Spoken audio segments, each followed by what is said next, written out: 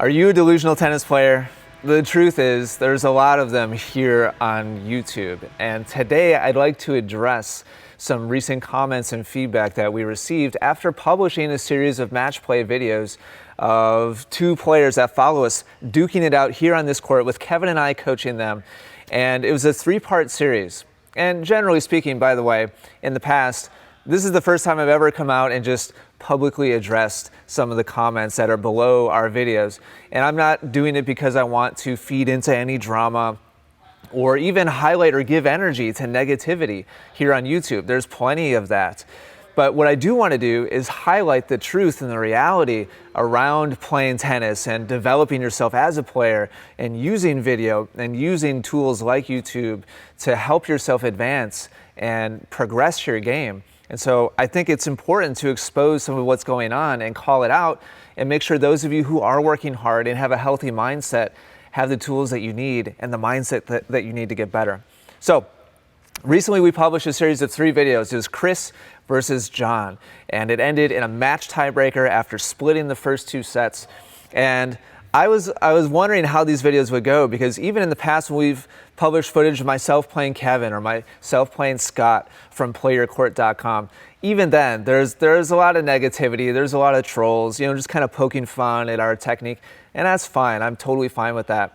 This match with Chris against John was the first time that we highlighted 2 club level players. They're both 3-5 players, and using them as examples across a series of videos to help other people improve and show the process of coaching them and helping them tweak their gameplay and try to have the best possible chance of winning.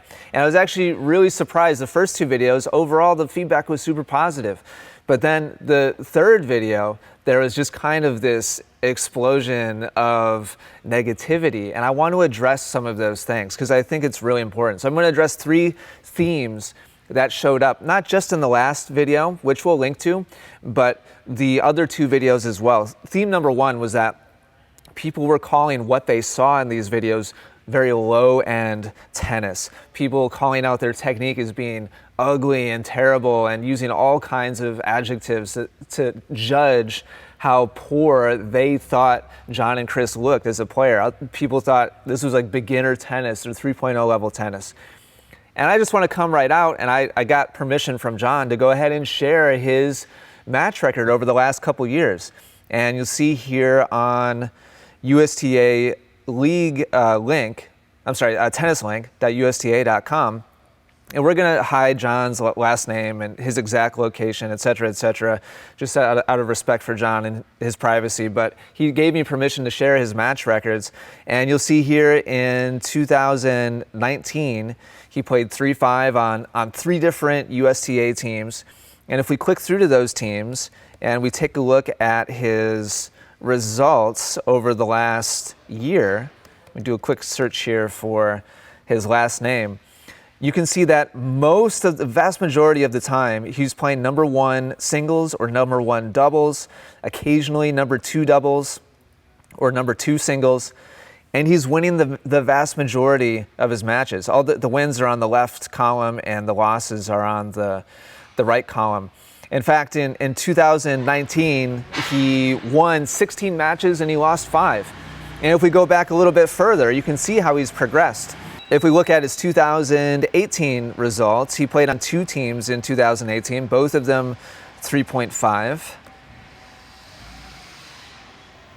And taking a look at his match results here, he won every match but 1 in 2018. So at 3-5, over the last 2 years, he's won 76% of his matches. He's only lost a couple of times out of all of his 3-5 matches, singles and doubles, and recently pretty much always at the top of the lineup. And now if we go over here, I found this great chart from computerratings.blogspot.com. This shows the distribution here of tennis players by level, taking into account all USTA competitors. And you can see here the distribution of 3-5 players, 3-0, 2-5, and everything above. The reality is, the fact of the matter is, 3.5 and below makes up 61% of tennis players across the United States. So the reality is, like, no matter what you feel or what you think, what your opinion is of John's strokes or Chris's strokes or how they move or how they hit the ball, they are at the top of a huge chunk of players. They're much stronger than your average tennis player. And that's just the objective reality. That's in black and white, their competitive results against their peers. The reason why there tends to be so much negativity about levels and ratings, and there tends to be so much level shaming on tennis videos on the internet, is because we have two different experiences as players. We have the experience of ourselves hitting tennis balls on the court through our own eyes, using our own bodies and our own racket to hit the ball.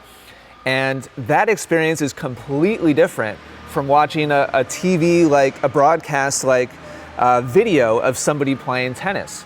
And there's a big disconnect between what it feels like and looks like in person and what it feels like and looks like on video. And so when most players play tennis, they feel like they're hitting the ball solid and strong. They're hitting it aggressively. They feel confident.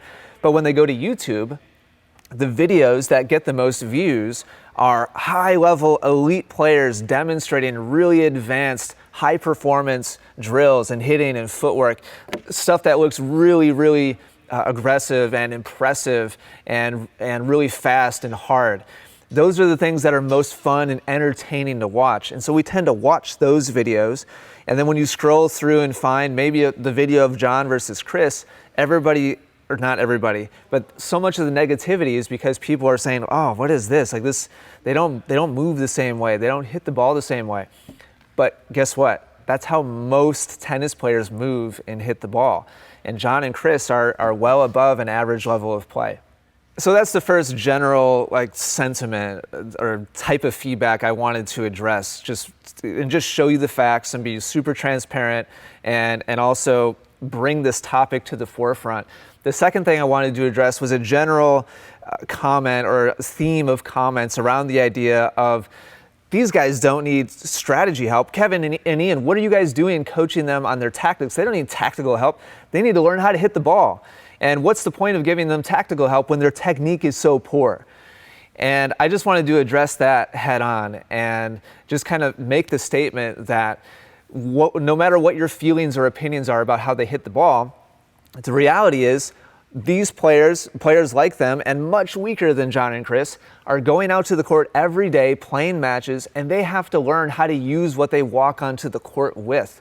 Whatever tools you have in your toolbox when you park your car in the parking lot and walk out to the courts, you have to learn how to win with those tools.